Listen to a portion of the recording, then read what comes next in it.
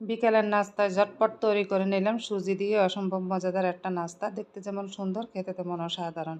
একদম অল্প উপকরণে এটা বানানো যায়। এখানে আমি নিয়ে নিচ্ছি 1.5 কাপ দুধ, সামান্য একটু লবণ, 1/2 কাপ চিনি, 1 কাপ নারিকেল কোড়ানো।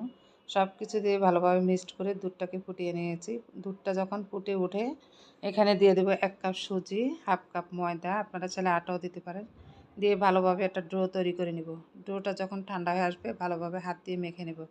এখন 2 হাত দিয়ে ছোট ছোট করে বল বানিয়ে সুন্দর করে একটা সাজ করে নেবে। যে কোনো একটা সাজের মাধ্যম দিয়ে আপনারা চাইলে সাজ দিয়ে করে নিতে পারেন, বা এইভাবে তেলের যে ছাঁকনি আছে সেই ছাঁকনির মাধ্যম দিয়ে করে নিতে পারেন।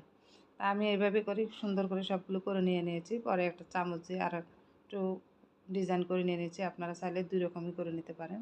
আগে থেকে এখানে কিছু মিডিয়াম আছে তেল গরম করে দিয়েছি। সেই তেলের মধ্যে এখন পিঠাটাকে গোল্ডেন কালার করে ভাজি করে নেব।